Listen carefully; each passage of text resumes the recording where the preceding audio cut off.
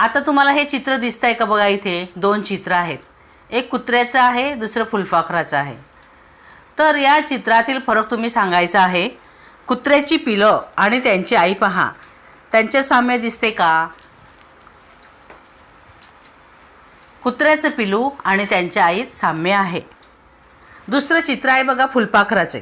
फुलपाखरू आणि अंड्यातून बाहेर पडलेली फुलपाखराची अळी पहा, त्यांच्या साम्य दिसते का?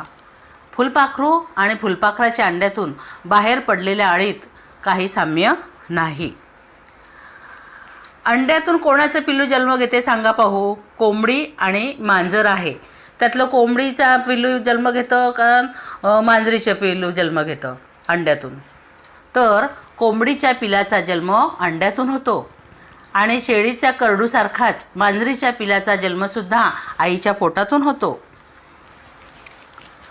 आता आपल्याला प्राण्यांची वाढ बघायची आहे. शेळीचे करडू आणि पूर्ण वाढ झालेली शेळी यांच्या रूपात फारसा फरक नसतो. तसंच मांजरीची पिलं आणि मोठे झालेले मांजर यांच्यातही फारसा फरक नसतो. पिल्लू आईच्या पोटात वाढते, आईच्या पोटातून जन्म घेते. हे प्राणी अंडी घालत नाही, पण काही प्राणी हे अंडी घालतात. तर आता आपल्याला कोंबडीच्या पिलाचा अंड्यातून जन्म कसा होतो हे बघायचं आहे. बघा, मुंग्या, फुलपाखरे, मासे, बेडूक, साप हे प्राणी अंडी घालतात. पण या प्राण्यांची अंडी तुम्ही पाहिली आहे का? ती सहसा आपल्या पाहण्यात येत नाही. काही अगदी चिटुकल्या प्राण्यांची अंडी खूप लहान असतात. ती तर आपल्याला सहजासहजी दिसणारही नाहीत. म्हणून हे प्राणी अंडी घालतात हे आपल्या लक्षात येत नाही. पण कोंबडी अंडी घालते हे आपल्याला नक्की माहिती आहे. आणि कोंबडीची अंडी ही सहज दिसू शकतील इतकी मोठी असतात. आता बघा, या चित्रामध्ये ते कोंबडीचं पिल्लू अंड्यातून कसा जन्म घेतो हे बघायचं आहे. कोंबडी अंडी घालते. अंड्यामध्ये पिलाची वाढ होण्यासाठी उभेची गरज असते. त्यासाठी अंडी घातल्यानंतर कोंबडी ही अंड्यावर बसून राहते व अंडी उबवते. अंड्यातील पिलं हळूहळू वाळतात. आता बघा, याच्यामध्ये अंडी उबवणे हा शब्द नवीन आलेला आहे. तर अंडी उबवणे म्हणजे काय? तर अंड्यांना उब देण्यासाठी कोंबडीने अंड्यांवर बसून राहण्याला अंडी उबवणे असं म्हणतात. आता अंडी उबवताना ती वाढ पूर्ण झाली की पिलू अंड्याचं कवच फोडून बाहेर येते आणि अंड्यातून ते बाहेर आले की पिलं थोडी मोठी होईपर्यंत कोंबडी ही त्यांची काळजी घेते. अशा प्रकारे कोंबडीच्या पिलाचा जन्म होतो. माहीत आहे का तुम्हाला, जेव्हा कोंबडी अंड उबवत असते तेव्हा ती अंड्याच्या काळजीपोटी आक्रमक बनते. अंड्याच्या जवळ जर कोणी गेलं तर ती त्याच्या अंगावरती धावून येते, त्याला चोच मारते. कुणालाही ती तिच्या जवळ येऊ देत नाही. आता जरा डोकं चालवा बरं तुमचं. कोंबडी आणि कोंबड्याचं पिल्लू यांच्यात कोणकोणत्या बाबतीत साम्य आहे? आता आपल्याला रूपांतर बघायचं आहे.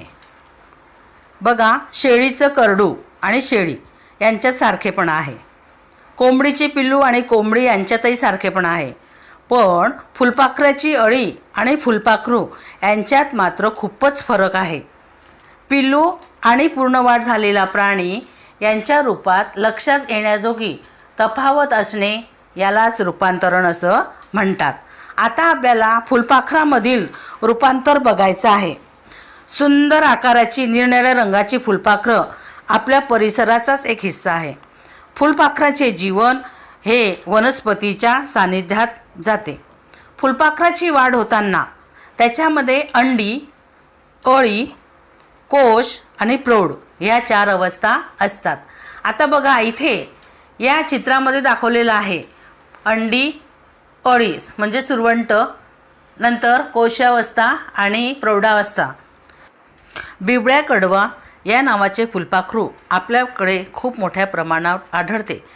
त्याच्या उदाहरणावरून फुलपाखराची वाढ कशी होते हे आता आपण पाहू. बिबळ्या कडव्याची मादी रुईच्या पानावर अंडी घालते. अंड्यांमधून 6 ते 8 दिवसांनी अळी बाहेर पडते. फुलपाखराच्या अळीला सुरवंट असं म्हणतात. आता बघा, हे पहिलं चित्र आहे, त्याच्यावरती ते पांढऱ्या रंगाचा टिपका दिसतोय, ते काय आहे? ते फुलपाखराची अंडी आहे. आणि त्या अंडीतून काय होतं 7-8 दिवसातनं अळी बाहेर येते आणि ते खाली चित्र दिसतंय बघा. तर फुलपाखराचा सुरवंट अंड्यातून बाहेर पडतो तेव्हा भुकेने प्रचंड वखवकलेला असतो. ज्या पानावर अंड्यातून तो बाहेर पडतो तेच पान तो कुरतडून खायला सुरुवात करतो. त्याचा खाण्याचा वेग इतका मोठा असतो की खूपच, आणि त्याच्या खाण्यामुळे त्याची वाढ ही झपाट्याने होते. पहिल्या 2 ते 2.5 दिवसात बिबळ्या कडव्याचा सुरवंट इतका वाढतो की त्याची कात त्याला पुरत नाही. पण जुन्या कातीच्या आत वाढ झालेल्या शरीरावर नवीन कात येते. ती ढगळ असते. जुन्या कातीतून सुरवंट बाहेर पडते. त्याला सुरवंटाचे काट टाकणे असं म्हणतात. पुन्हा तो वेगाने पान कुरतडून खायला सुरुवात करतो. पुन्हा त्याची झपाट्याने वाढ होते. 2 ते 2.5 दिवसांनी तो पुन्हा काट टाकतो. अशा प्रकारे 4 वेळा काट टाकतो. बिबळ्या कडव्या प्रकारचे फुलपाखरू सुरवंट अवस्थेत 10 ते 12 दिवस हे असते. आता आपल्याला बघा याच्यामध्ये कात हा शब्द नवीन आलेला आहे. तुम्ही ऐकलेला आहे का हा शब्द? कोण कोण काट टाकते बरं? तर काट टाकणे म्हणजे काय, तर शरीराची वाढ होताना अपुरे पडणारे शरीराचे आवरण. तर सापाची कात तुम्ही बघितली असेल. साप हा सुद्धा काट टाकतो आणि ती कात ही त्या सापाप्रमाणेच दिसते. त्याचा आकार हा तसाच असतो.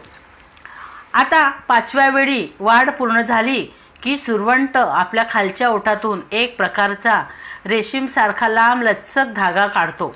स्वतःभोवती तोच धागा तो लपेटून घेतो. छोटेसे आवरण तयार करतो. त्या आवरणाला कोश असे म्हणतात. बघा असा कोश तुम्ही बघितला असेल. झाडावरती जे पानं असतात त्या पानावरती बऱ्याच वेळा असं बघितलेला असेल तुम्ही. नंतर घराच्या इथे भिंतीला सुद्धा काही ठिकाणी असा कोश तुम्हाला दिसला असेल. आणि तो वाढताना त्याच्या वाढीच्या ह्या अवस्थेला कोशावस्था असे म्हणतात. या अवस्थेत बिबळ्या कडवा 11 ते 12 दिवस असतो. या अवस्थेमध्ये तो काहीही खात नाही. आवरणाच्या आत बिबळ्या कडव्याची वाढ पूर्ण होते. नंतर प्रौढ अवस्थेतले फुलपाखरू कोशाच्या आवरणातून बाहेर येते. सर्व फुलपाखरेची वाढ ही याच पद्धतीने होते.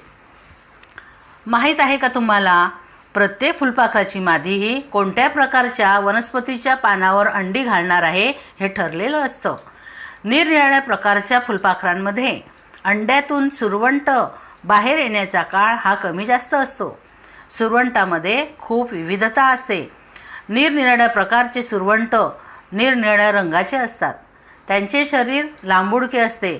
अनेक सुरवंटांच्या अंगावरती केसासारखे तंतू असतात.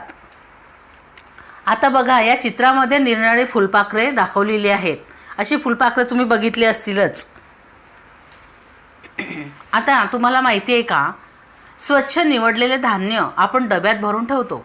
तरीही काही दिवसांनी डब्याचे झाकण काढले तर त्यात किडे झालेले दिसतात.